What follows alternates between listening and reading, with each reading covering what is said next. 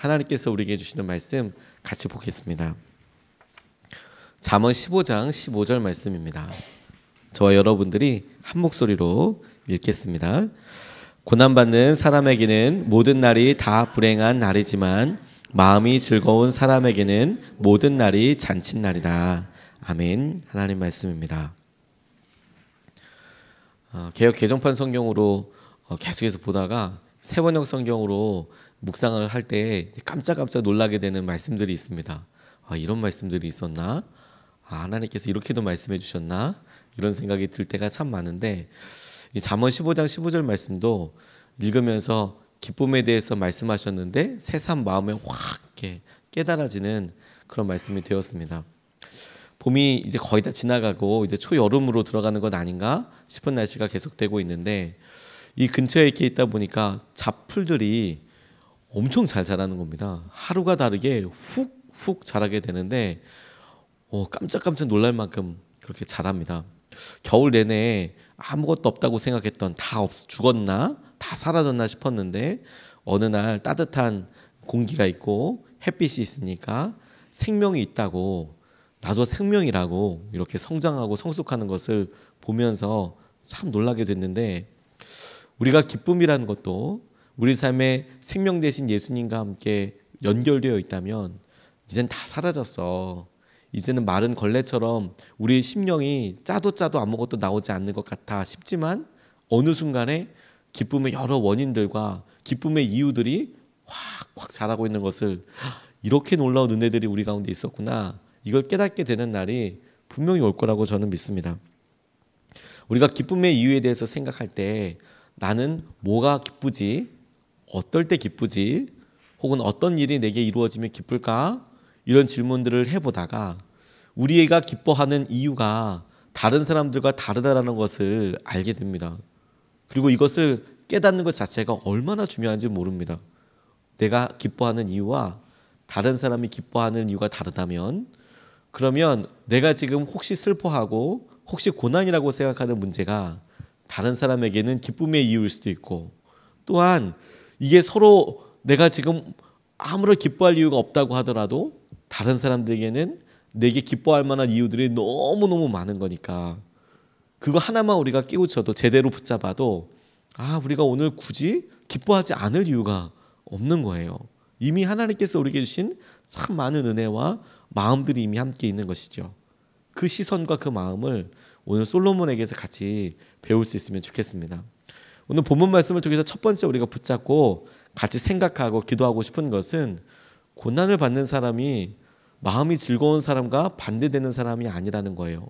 이걸 다시 한번 설명해서 풀어서 이야기하면, 고난을 받는 사람이라고 하더라도 마음이 즐겁지 않을 이유가 없는 거예요. 고난을 받더라도 여전히 마음은 기쁠 수 있다는 것이죠. 15절 말씀에 고난받는 사람에게는 모든 날이 다 불행한 날이지만 마음이 즐거운 사람에게는 모든 날이 잔칫날이다, 이렇게 이야기하고 있습니다. 확실히 모든 사람들이 생각하기에, 주위에 있는 사람들이 생각하기에 너무 딱해 보인다, 혹은 어려워 보인다, 힘이 필요하겠다, 이런 사람들이 있기도 합니다. 그래서 같이 기도하게 되고 안타까운 마음으로 저분이 저런 삶에서 빨리 벗어날 수 있기를 그렇게 기도하기도 합니다. 고난을 겪고 있는 사람에게 어느 순간에, 그런데 내가 이렇게 힘들고 어려워, 그렇기 때문에 내가 낙심하고 우울하다는 것이, 우울한 생각을 갖는 것이 당연하다고 여겨지는 게, 그게 문제라는 거예요. 내가 고난 가운데 오랫동안 있으면 어느 순간에 마음이 꺾여버리는 거예요. 다른 사람이 다 얘기해봐도 다 나 힘들다 할 거야, 이 정도면 다 어렵다 할 거야. 그래서 자기 스스로가 내가 우울하고 내가 마음이 어렵고 이것을 당연하게 생각을 하는 거예요. 그래서 그냥 그 가운데 있으려고 노력을 하는 것이죠. 근데 오늘 잠언 말씀이 우리에게 이야기하는 것이 뭐냐면, 고난받는 사람들이 있어요. 그런데 이 고난받는 사람들이 보기에 모든 날이 다 불행해, 우울해, 이렇게 보더라. 근데 마음이 즐거운 사람은 항상 잔칫날처럼 이렇게 행복하고 기쁨의 날로 보더라. 그런데 그 두 가지가 반대말은 아니더라라는 것이죠. 히브리어로 이 잠언 15장 15절 말씀을 찾아보니까 확실히 고난받는 사람이라고 나와 있고, 마음이 즐겁다라고 이야기할 때에 이 마음을 비교할 때 이걸 레브라는 마음이라는 단어를 나타내는 히브리어를 사용해서 고난을 받는 사람과 마음이 즐거운 사람을 대조해서 이렇게 이야기한 것 같이 보이지만 실제로 여러 번 묵상해 보면 고난을 받는다 하여도 마음이 즐거운 사람이 있다라고 읽어가는 것이 훨씬 더 맞겠다라는 생각을 하게 되었습니다. 청년 사역을 할 때 같은 나이 또래의 아이들이 모여서 큰 축제를 했던 적이 있습니다. 또래 페스티벌이라고 하는데 그러면 청년들이 그 또래 같은 나이 또래 82년생, 83년생 이런 사람들이 모여서 친구들이 모여서 자기들 뭔가 준비하고 그걸 사람들 앞에서 공연도 하고 같이 기뻐하는 그 또래 페스티벌이 있었는데 이 선화목자 젊은이 교회에서 제가 있을 때만 해도 제일 많은 또래 82년생이 제일 많았습니다. 82때라고 막 부르고 그랬는데 82년생만 100명이 넘었어요. 엄청 많죠. 그냥 뭐 100명 막 이렇게 100몇십 명 이렇게 막 넘어버리니까 모이면 한 교회가 모인 듯한 그런 느낌이 듭니다. 근데 또래 페스티벌을 하면 꼭 열심히 하는 사람이 있고 하자 하는데도 꼭 대면 하는 애들이 있어요. 할 때 같이 하면 좋지 않습니까? 딱히 뭐 싫은 것도 아니고 바쁜 것도 아닌데 왜 그렇게 튕기는지 모르겠어요. 근데 이제 또래 페스티벌 한다고 와서 보니까 막 즐겁고 재밌고 연습한 거 막 공연하니까 막 빵빵 터지고 막 좋았던 거예요. 근데 그 모습을 제가 행복하게 이렇게 같이 보다가 끝나고 나서 재밌는 사실을 하나를 알게 됐어요. 끝나고 나니까 연극 준비한 사람들, 노래 준비한 사람들, 사진도 찍고 막 다 즐거워하는데 거기에 참여하지 않는 사람들이 쭈뼛쭈뼛대면서 사진도 같이 못 찍는 거예요. 친한데 평소 때 만나서 나눔의 자리나 뭐 같이 뭐 교제하는 자리나 이럴 때는 흉엄물 없이 막 지내는데 그동안 수고하고 열심히 준비하고 그렇게 해서 마지막 끝날 때 사진 이렇게 찍는데 거기 나가서 같이 찍지도 못하는 거였어. 나가서 찍으라고 사진 왜 그러냐고 엄청 쭈뼛대는 거예요 다들. 그리고 그 수고한 사람들 열심히 했던 사람들이 중심으로 해서 사진도 찍고 크게 기뻐하고 같이 그 기쁨을 나누고 서로 축하하고 그런 걸 보게 됐어요. 우리가 어려움의 과정 중에 동참하게 되는 거 그리고 그 일에 마땅한 수고를 하는 거 그 일이 열매라고 생각하는 그날 이 모든 일들이 다 이렇게 보여지게 되는 그날에는 우리가 이런 기쁨에도 같이 동참하게 되는 굉장히 중요한 자격과 기준이 될 거라는 거예요.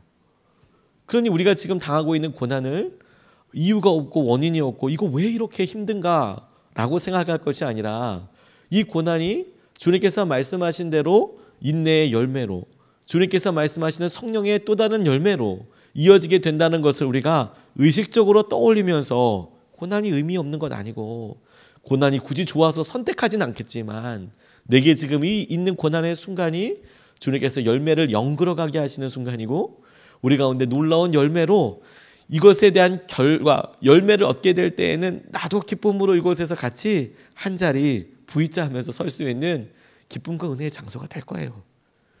그러니까 고난받는 사람도 마음이 즐거운 사람과 여전히 똑같을 수 있다라니까요. 김상철 감독님이라는 분이 잊혀진 가방이라는 그런 영화를 만드신 적이 있습니다.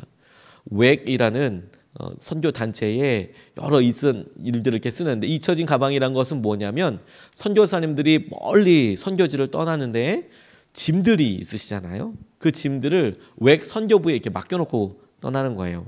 뭐 그럴까 그냥 집에다 맡겨놓으면 되지 있게 싶지만 선교사님들이 장기로 20년, 30년 이렇게 들어가는 경우들이 있고 그러면 자기의 고국에 있는 집과 물품들 다 정리하거든요.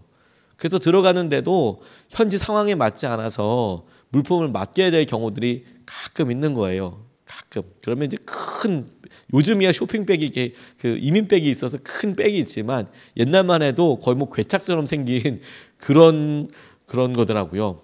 영화에나 나올 법한 그런 것들 오래된 가방이니까요. 근데 이분들이 콩고에 들어가시고 그럴 때 거기서 이제 순교하시는 분들도 계시는 거예요.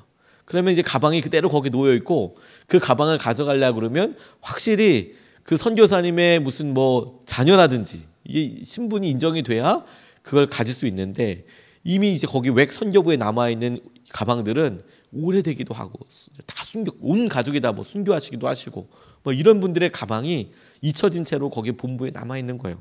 그래서 그걸 이제 외 선교부에 이제 양해를 구하고 이제 그걸 이제 한번 열어도 보고 열어서 그 안에 어떤 선교사님 마음에 어떤 것들이 담아 있나 다 이렇게 순교하신 분들 오래되신 분들 아무도 찾아가지 못하는 그런 가방들을 외 선교부와 잘 얘기를 해서 이제 편집해서 이렇게 만든 건데 그 중에 어떤 분 중에서 낸시 우드 선교사님과 필립 우드 선교사님이 계신데 이 두 분 다 외과 의사로서 많게는 하루에 10번도 수술을 하게 되고 그렇게 수천 번도 수술을 더 하셨대요.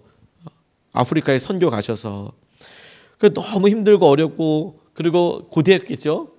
그런데 이분이 언제 고향에 돌아갈지도 모르는 상태에서 황혼의 의로 선교사를 이렇게 드리면서 무슨 고백을 하냐면 참된 기쁨을 아는 사람은 세상이 말하는 가치에 영향을 받지 않는다. 참된 기쁨을 아는 사람은 세상이 말하는 가치에 대해서 이게 몇 번을 수술하는 게 우리의 뭐 복지에 좋고 뭐 어떻게 살려 이런 거 생각하지 않는다. 진짜 열매가 있고 기쁨을 바라보게 되더라. 그런 의미에서 우리가 두 번째로 같이 이 본문 말씀을 생각해서 우리가 붙잡고 싶은 말씀은 뭐냐면 마음 안에 행복을 알게 하는 눈이 있다는 거예요. 마음 안에 행복을 알게 하는 눈이 있더라. 고난받는 사람에게는 모든 날이 다 불행해 보인다. 마치 선글라스를 낀 것처럼. 그런데 마음이 즐거운 사람에게는 모든 날이 잔칫날이다. 그러니까 우리가 이것을 의식적으로 선택할 수 있어요. 마음이 즐거운 사람에게는 모든 걸 봐도 다 와 이거 완전 이런 기쁨과 이런 은혜가 어디 있어 이렇게 생각하게 될 거라는 거예요.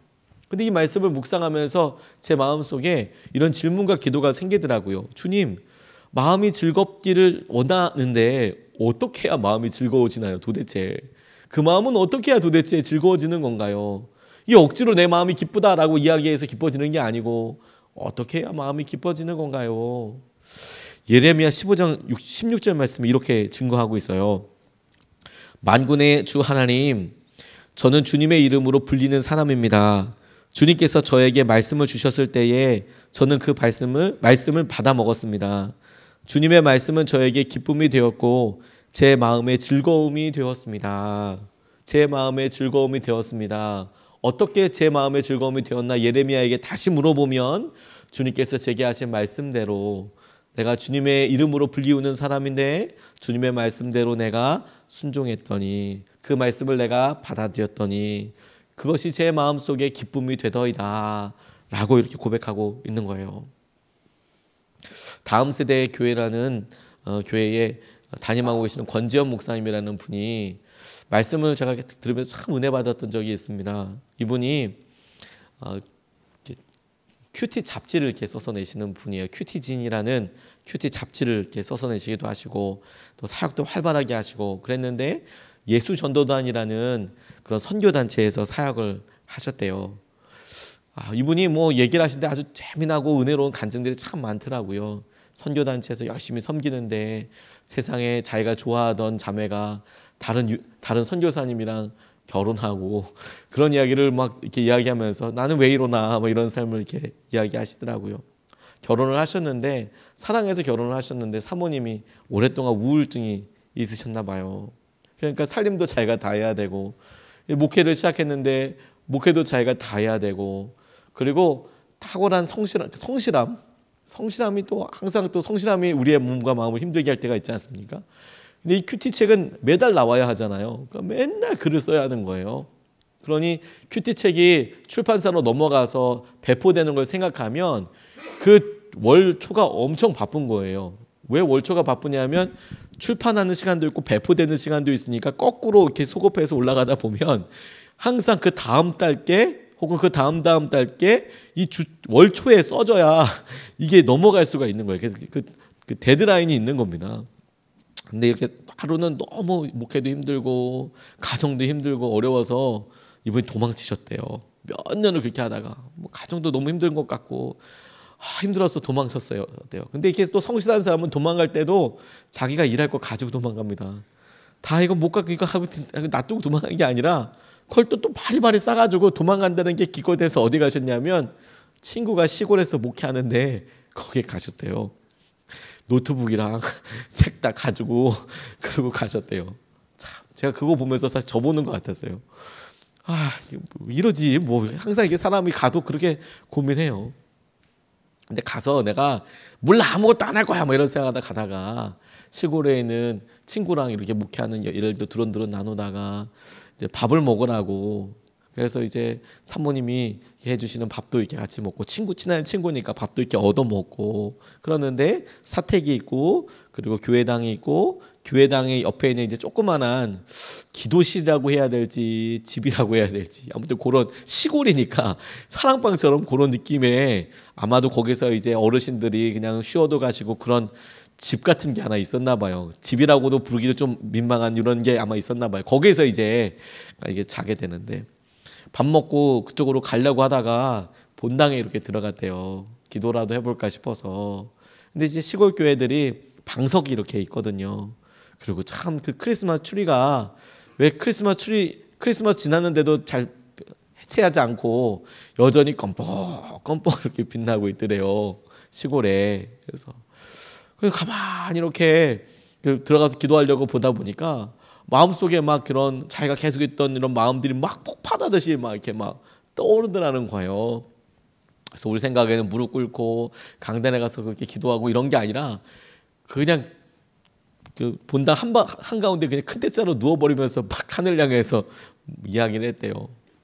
하나님 나는 맨날 이렇게 어렵고 힘든 거예요. 나는 왜 맨날 이렇게 힘들고 난 왜 이렇게 해결도 안 되고 이렇게 어렵고 막 그런 건가요? 막 이런 생각을 하면서 주님 앞에 기도 아닌 어떤 몸부림을 치고 있는데 하나님께서 퍼뜩 우리 하나님 아버지의 비유, 탕자의 비유라고도 하는 그 이야기에 첫째 아들을 이렇게 생각나게 하시더라는 거예요. 그 첫째 아들이 뭐라고 이야기하냐면 동생이 돌아왔을 때 동생을 데리고 막 양을 잡고 막 염소를 잡고 막 잔치가 일어났을 때 이 큰형이 아버지 저는 저와 제 친구들한테 염소 한 마리라도 잡아준 적이 있습니까? 근데 저 탕자한테는 저 둘째 아들한테는 돌아왔다고 이렇게 잔치를 베풀고 이런 게 어디 있습니까? 예? 제게는 제 친구들이 진짜 염소 한 마리 잡아준 적이 있어요? 막 이렇게 이야기하는 게 딱 자기 모습 같더래요. 하나님 저는 계속해서 이렇게 목회하고 열심히 하고 이거 사명이라고 계속하고 있는데 하나님 저한테는 염소 한 마리 잡아준 적이 있습니까? 이러면서 막 왜 내 삶에는 이렇게 어려움만 있어요? 라고 막 이야기를 계속 하셨대요. 누워서 그게 누워가지고 사람들이 아마 봤으면 놀랐을 것 같아요. 하나님께서 그 기도 시간에 그렇게 몸부림치는 시간에 그 목사님한테 이렇게 응답하시더래요. 이렇게 말씀을 물으시는 것 같더래요. 오히려 거꾸로 말씀하시기를 야 네가 나한테 염소 한 마리라도 잡아달라고 해봤냐? 이렇게 얘기하시더래요. 네가 나한테 너와 네 친구를 위해서 염소 한 마리라도 달라고 해봤냐? 내 것이 다 네 것인데 내 것이 다 네 것인데 네가 나와 함께 있으면서 달라고 해봤냐? 본인이 그 말씀 듣는데 마음속에 완전히 너무 커다란 은혜와 회복이 있으셨다라고 말씀하시더라고요. 달라고 잘 본 적이 없어요. 우리가 다. 저는 그것이 우리가 오늘 무언가 구해야 된다라고 이야기하는 것이 아닙니다. 한 번도 주님 말씀을 우리가 그대로 믿고 그 말씀에서 의미하는 하나님과의 관계와 그 관계를 의지하기 때문에 주님께 마땅히 해야 될 기도와 그 말씀에 순종하는 것과 그 말씀대로 사라지는 것이 우리 가운데 어느 순간에 없어요. 그리고 우리 마음에 기쁨이 없다고 이야기합니다. 주님께서 우리에게 말씀하신 대로 우리가 순종하고 구하고 주님을 나아가면 이 권지현 목사님의 나아주에 이렇게 이야기하더라고요. 그래서 자기가 그때부터 하나님 앞에 말씀에 의지해서 그 말씀을 믿고 구하게 됐는데 날마다 염소잔치가 있더라. 날마다 염소잔치가 있더라. 사람들에게 정말 말할 수 없는 염소잔치가 날마다 잔칫날이 계속되더라. 날마다 염소잔치가. 주님께 우리가 마땅히 구해야 될 말씀과 은혜가 이미 우리에게 주어졌어요. 우리에게. 그것을 우리가 믿고 따르는 것이죠. 우리가 고난이 반드시 열매가 되고 풍성하게 거두게 될 것을 믿고 그리고 우리의 순종이 그냥 하나님께 순종하고 있다는 이 확신이 우리에게 있을 열매와 우리를 인도하시는 하나님의 선하심을 꼭 붙잡게 하거든요. 내가 지금 주님 말씀대로 따르고 있으니까 내가 지금 이 고난도 정상적이야 괜찮아. 왜냐하면 주님 말씀대로 따르고 있으니 주님 나를 붙잡고 계시는 것도 너무 확신하고, 주님이 나를 붙잡고 계시니 선하신 주님께서 나를 인도하실 것도 너무 확실하고, 그러니까 내가 믿음으로 믿고 의지하고 오늘도 마음껏 기뻐할 수 있는 것이죠. 오늘도 주님께서 우리 마음속에서 이 시선을 확 열어주셔서 주님께서 오늘도 저와 여러분들 삶에 예비하신 염소잔치를, 날마다 이루어지는 잔치를 경험하게 되시기를 주님의 이름으로 축복합니다. 오늘 두 가지 말씀을 같이 나눴습니다. 하나, 고난받고 있다고 해서 마음이 즐겁지 않을 이유가 없다. 고난은 고난이고 내 마음은 내 마음대로 즐겁다. 어떻게 마음이 즐겁냐? 두 번째, 내 마음속에 그 행복이 있는데 주님의 말씀을 듣고 내가 그 말씀대로 순종하는 것을 따라서 행복의 눈이 열리게 될 것이다. 기쁨의 눈이 열리게 될 것이다. 이것을 붙잡고 두 번 나눠서 기도하겠습니다. 첫 번째, 환경과 상황을 바라보지 않고 주님을 바라보게 해달라고 먼저 기도하고 싶습니다. 우리를 어렵고 힘들고 하고 내 주위에 있는 사람한테 얘기해도 다 힘들다 할 거야. 아마도 그럴 겁니다. 힘들고 어려울 수 있습니다. 그런데 주님, 우리가 그 환경과 상황을 바라보지 않기 원합니다. 주님을 바라보고 싶습니다. 고난을 받는 사람이라 하더라도 마음이 즐거울 수 있습니다. 나는 그 마음의 즐거움이 되시는 주님을 바라보겠습니다. 주님께서 주신 은혜로 주님을 바라보게 하여 주시고 환경과 상황을 넘어서게 하여 주시옵소서. 우리가 첫 번째로 같이 기도하시겠습니다. 아버지 하나님,